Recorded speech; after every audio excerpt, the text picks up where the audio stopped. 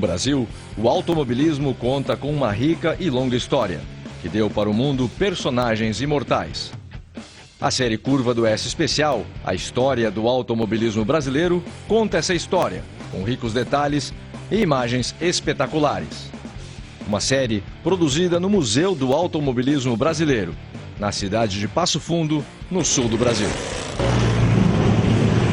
Curva do S Especial conta com patrocínio de Banrisul. Quem tem Banrisul tem tudo.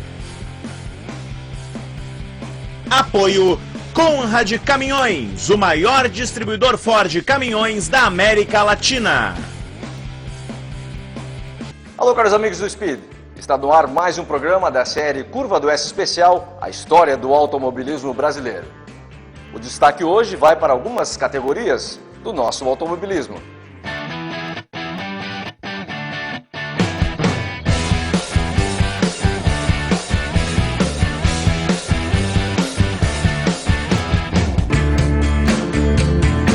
No programa de hoje, nono de nossa série, damos uma rápida olhada nas categorias dos dias atuais e falamos da nossa família real da velocidade. O automobilismo brasileiro tem fama mundial graças a nossos campeões na Fórmula 1. O nosso amor por monopostos começa cedo. O kartismo é o primeiro passo para um piloto tentar fazer carreira. E o kart também faz parte da nossa história do automobilismo brasileiro.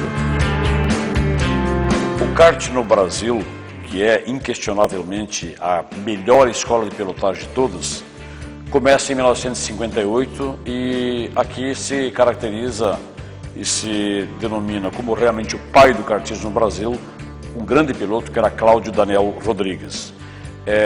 Esse início já no final dos anos 50 e a conversão para chassis mais eficientes a partir de 63 e 64 começa a se traduzir numa grande evolução. Em 1966 já existia uma meia dúzia de kartódromos. É uma categoria que cresceu e eu considero o Brasil um país bastante forte no seu kartismo. Existem mais de 100 pistas de kart no país. E, inclusive, desde o início do kartismo no Brasil, houve a presença de equipamentos fabricados aqui mesmo. Existem motores nacionais até hoje competindo. De início se centralizava muito em categoria de 100 cilindradas e no Brasil os motores de 125 cilindradas já existiam, já estavam disponíveis. E é uma trajetória longuíssima. Foi através dele que surgiram os principais nomes do automobilismo brasileiro a partir dos anos 60. Então é importante nós registrarmos que o kart é, sem dúvida nenhuma, há um consenso por todos os entusiastas de que é a principal escola de pilotagem. Acho que nessa época eu nem imaginava em ser orgulhoso e sim pela vontade de participar. Né? Nessa época eu não sei por que não poderia piloto correr no exterior, então me parece que eu fui o primeiro piloto com licença internacional para correr. Em seguida, o Emerson teve licença também, começou a correr o Campeonato Mundial de Fórmula 1, mas foi muito gratificante. Agora o equipamento em si, quais são as diferenças que o senhor nota da sua época para a época de hoje e o que continua sendo indispensável, que é o amor e a dedicação do piloto? Bom, na época era completamente diferente de hoje. Hoje os pilotos praticamente só pilotam. Na minha época eu tinha que construir os karts, desenvolver, enfim, preparar os motores. E eu consegui fazer chassis usando a manutenção da vara. Isso foi uma das coisas que me favoreceu muito no karts, onde eu consegui esses campeonatos todos. Que inclusive o pessoal achava de que o meu motor era muito bom, mas na realidade não era o motor que era bom, era o karts que fazia a curva perfeita. Os primeiros monopostos no Brasil vieram junto com as primeiras corridas no começo do século. Carros de altíssimo pedigree, com uso limitado para os pilotos de uma generosa conta bancária. Esta foi a história até a adaptação e criação de carros mais econômicos. quando se fala em fórmulas no Brasil, se volta ainda aos anos 30, final dos anos 30. Agora, se considera realmente monopostos de qualidade, com características mais exigentes e com características mais modernas de pilotagem, a partir de 1966, com a criação da Fórmula V no Brasil e com as suas evoluções para motores de 1.300 e até 1.600 cilindrada. Esse período caracterizou muito bem o final dos anos 60. Em 70, eu entendo como um grande marco nos fórmulas, foi a criação da Fórmula Ford. O fato deste fabricante ter apoiado e se envolvido diretamente na organização durante mais de 25 anos, trouxe um nível de qualidade, de respeito, de equiparação, de equipamento fantástico. Essas categorias de Fórmula Ford e mais o advento da Fórmula Chevrolet no ano de 92 foram convivendo. Tivemos a Fórmula Fiat também importante nos anos 80 e a partir também de 81 começam as provas, especialmente entre o Brasil e a Argentina, um pouco do Uruguai e alguns outros países sul-americanos que participaram, mas que era a Fórmula 2 Sudã, né?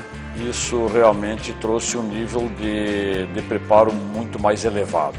O ingresso também da Fórmula da Chevrolet a partir de 92 e conjugando em mega eventos onde estava a grande categoria nacional que era a Stock Car, também acho que deu um padrão bastante elevado para essa categoria no período que ela existiu, por cerca de 10 anos. Foram categorias que geraram também grandes pilotos, vários deles com repercussão a nível internacional e muitos que permaneceram e que continuam até hoje dentro do nosso automobilismo. Já no início dos anos 2000, o apoio da Renault numa categoria utilizando um chassi daí europeu, realmente também foi mais um salto na evolução e de qualidade. Agora, claro, dentro do automobilismo de monopostos de fórmulas aqui no Brasil, a principal, e até hoje, é a Fórmula 3. A Fórmula 3, ela chegou em algumas épocas a ter um grid extremamente elevado, disputando provas basicamente no Brasil e na Argentina. Está agora, através de Felipe Massa, sendo organizada e lançada uma nova categoria de monopostos, e eu acho que, pelo padrão que está sendo divulgado e que nós já conhecemos, esse monoposto, eu acho que nós vamos ter o melhor salto de todos os últimos anos. Eu acho que vai trazer novamente os olhos dos pilotos, muitos que estão saindo da categoria de kart e alguns que estão ainda participando em outras categorias de turismo. Eu acho que vai haver, digamos assim, um processo de fortalecimento e vitalização bastante grande dessa categoria de monopostos que está sendo lançada. Então, em síntese, é uma caminhada ininterrupta, são décadas e claro que deverá continuar porque realmente é o carro de corrida. Já nas provas de longa duração, os protótipos vêm dominando o cenário brasileiro. Equipes e pilotos trabalham em conjunto para dar um espetáculo aos torcedores. Mais que isso, trabalham juntos apenas para sentir o prazer de ver o fruto de seu trabalho na pista.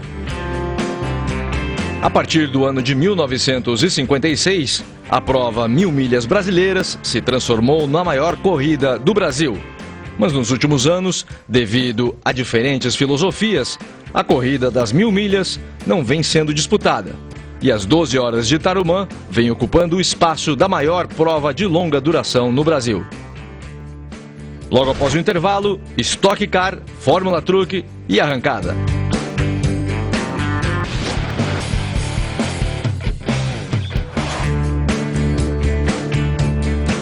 No Brasil, os anos 70 foram os anos de ouro das categorias de turismo. Foi o período que mais se inaugurou autódromos no Brasil. E eles recebiam várias categorias, como a 5000, a Divisão 1, a Divisão Standard e a Divisão 3, com uma preparação mais complexa. Essas diferentes categorias terminaram criando uma série de desavenças e protestos entre os organizadores e participantes. Mas em 1979 surgiu a Stock Car.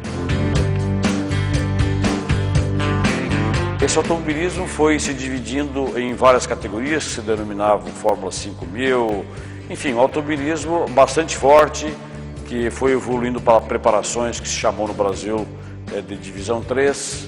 E esse período todo, que é o início dos anos 70, ele realmente teve um desenvolvimento estupendo.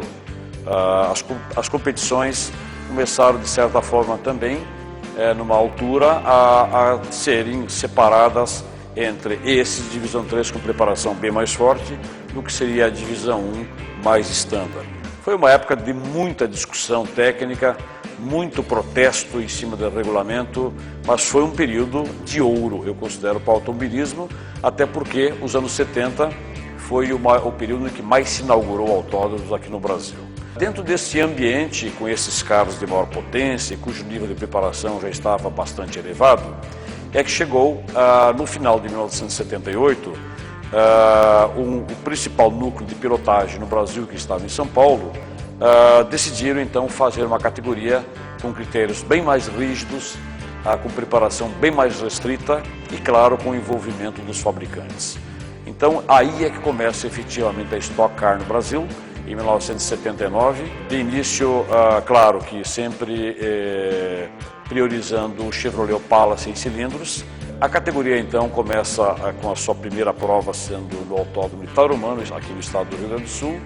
Vitória foi de Paulo Gomes, um grande campeão também na categoria, estupendo piloto.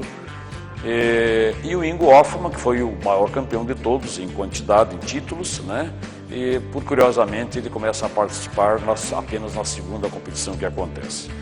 Chega aí a um período que é o ano de 86, onde por várias injunções o fabricante entendeu como findo o seu apoio e foi formada na ocasião, já para o campeonato de 87, uma associação específica dos pilotos, enfim, das lideranças que estavam nessa categoria, e foi criada uma carroceria, ou seja, o Chevrolet Opala recebeu uma roupa diferente.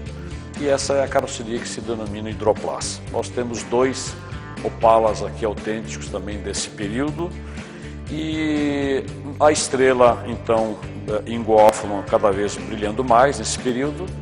E essa carroceria, ela perdura por mais 3, 4 anos, e quando retorna aí o apoio do fabricante, é feita uma carroceria bem mais moderna, que a gente chama tipo NASCAR e outras denominações. Essa nova carroceria, ela vem até o lançamento no Brasil do Ômega, que é pela linha Chevrolet, é um carro até hoje fabricado na Austrália, pela Holden, e começa então a fase dos Ômega na Stock Car. Também foi um período importantíssimo. Nessas alturas as equipes já estavam bem mais profissionalizadas, mas foi, de certa forma, o último carro de série de produção de fábrica na categoria Stock Car a participar dessa evolução. Começa a partir então do ano, início do ano 2000, pelos tradicionais pilotos e grandes campeões da família Jafone, que é outra família, também tem uma trajetória belíssima aqui no Brasil, e alguns desses seus descendentes, inclusive no automobilismo americano.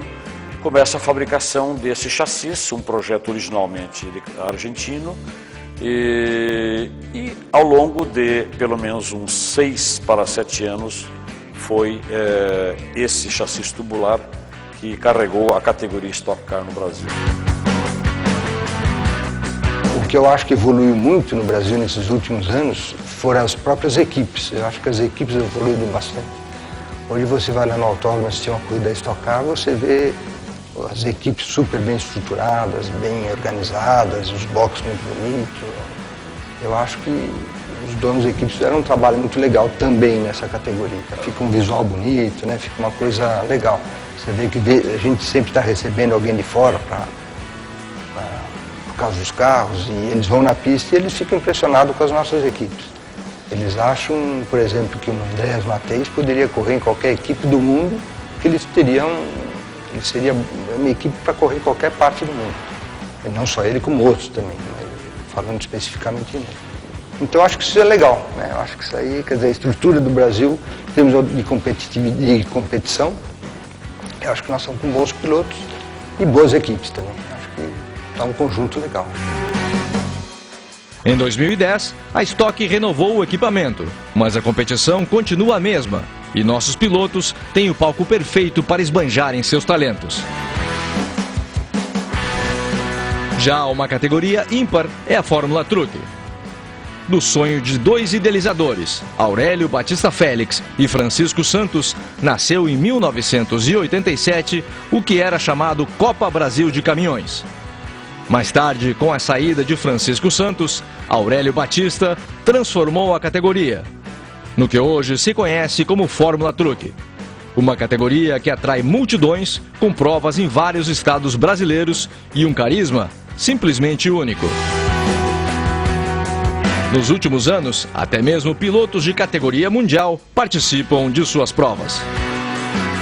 A categoria, lógico, pelo que a gente já vê pela televisão, é uma categoria grande, é um evento grande, assim, o dia inteiro, com muitas coisas acontecendo, a corrida de caminhão também, então é uma coisa muito grande, mas quando você vem, eu já tinha percebido isso um pouquinho em Brasília, mas é maior do que você imagina. Quando você vê ao vivo é maior do que imagina, então é muito legal, acho que eles estão de parabéns, eu fico mais satisfeito ainda de fazer parte disso tudo. É uma experiência nova para mim, um desafio novo, né? Voltar ao Brasil depois de tantos anos correndo fora e primeira vez que eu não corro de monoposto, né?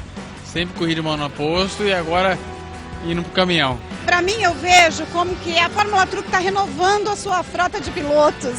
E é muito bom ter essa juventude vindo para cá, mudando essa imagem da Fórmula Truck para caminhoneiro. Lógico, ela é um esporte do caminhoneiro, mas com pilotos de nomes, pilotos de fora. Isso é muito bom para a categoria. Só vem mostrar o quanto a Fórmula Truck cresceu.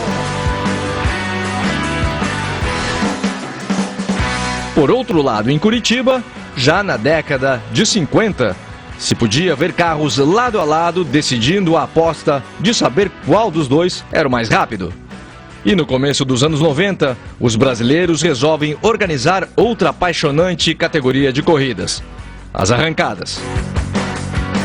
Muito gratificante, é um esporte que a gente tanto ama, ver crescer, a gente vê as dificuldades que a gente veio passando. Hoje ainda existe muitas, lógico, porque é um esporte que está sendo agora, o Campeonato Brasileiro deve divulgar ainda mais, viabilizar patrocinadores, mas é muito... O piloto da arrancada, ele tem que se privar, como eu sempre falo, sempre se privando de muita coisa para poder investir, porque o custo é muito alto.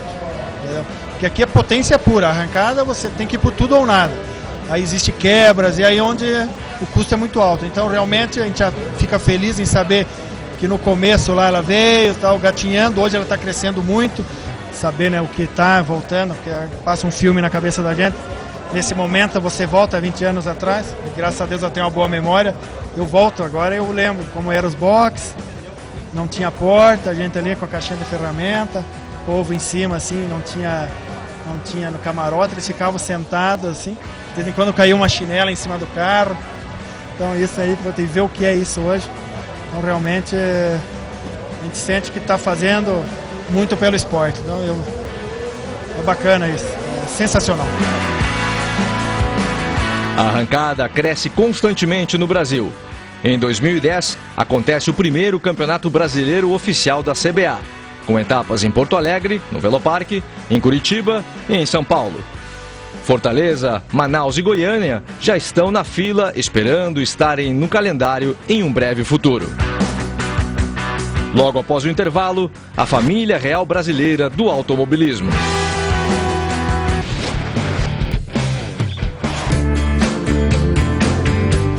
Quando se fala em automobilismo no Brasil, mesmo sem rei, temos uma família real, a família Fittipaldi. A família Fittipaldi teve um envolvimento muito grande dentro do automobilismo brasileiro.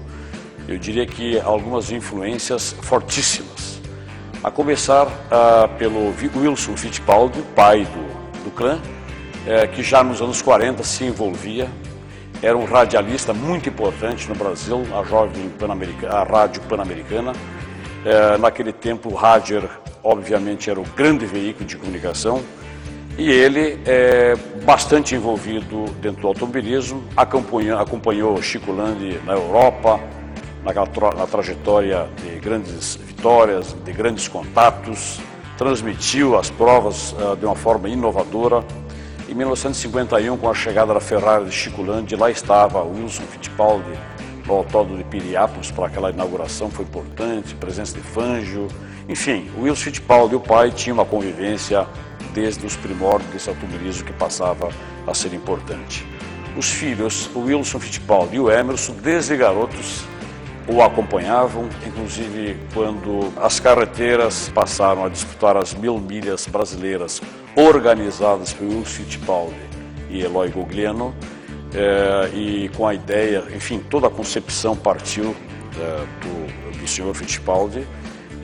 Os garotos Emerson e Wilsinho estavam arrodeando os carros, andaram em algumas carreteiras. Nós tivemos duas fases. Uma pequena fase inicialmente, ele incentivou quando eu comecei a correr de kart. Eu imagino que ele pensou naquela época que aquilo seria temporário, eu vou correr 2 vezes de kart, vou parar. E aí do kart eu pulei para o automobilismo, aí ele tomou um susto. Aí conversou com minha mãe e eles resolveram nos dar um barco à vela. E nós participamos do campeonato paulista e do campeonato brasileiro de snipe, que era um barco à vela, mas não tinha nada a ver com a gente. Nós participamos dos campeonatos, foi bom porque aprendemos a velejar, mas aí eu segui a carreira do automobilismo e não tinha mais como controlar. Quem sofria muito era minha mãe. Meu pai achava bom, mas minha mãe que sofria muito. No Brasil, o kart começa a ganhar bastante expressão já no final de 58 e esses garotos começam também a já estar envolvidos. E começam, na verdade, a partir de 63 para 64, a serem fabricados alguns equipamentos de mais qualidade. Essa influência veio dos Estados Unidos e prontamente o Wilsinho se envolveu na fabricação deste kart, deste modelo, com uma pilotagem muito diferente e avançada para a época, que era uma pilotagem mais deitada, uma característica já bastante de fórmula.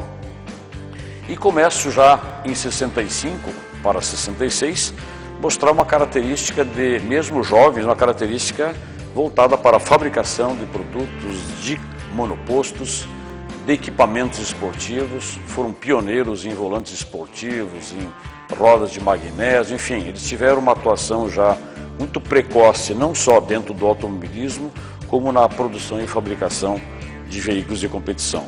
Este aqui é um Fit V, é o único que sobrou no Brasil, faz parte da série de mais de 40 unidades que eles fabricaram.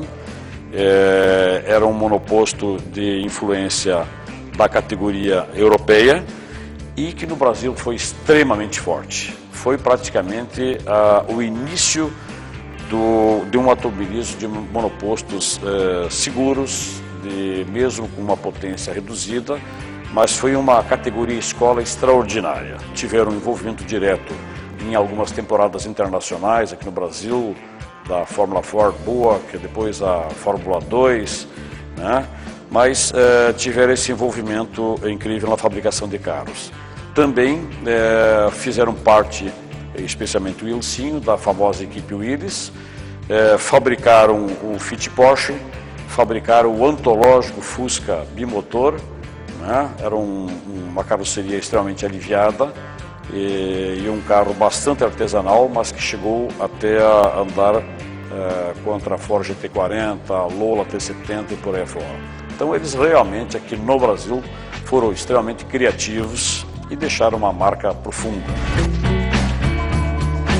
E quem não se lembra dessas imagens? Emerson no Grande Prêmio da Argentina em 1973. Piquet ultrapassando Senna no Grande Prêmio da Hungria de 1986. Senna com suas emocionantes vitórias. E talvez o carro mais bonito que já correu na Fórmula 1, o Copersucar. Conquistas de pessoas que deram tudo para sentir o gostinho da velocidade. Conquista de horas e horas em uma garagem, para o simples prazer de ouvir o ronco de um motor. Conquistas de quem viaja 3.000 quilômetros para correr 1.000 milhas. Conquista de um país que adora o futebol, mas que ama o automobilismo.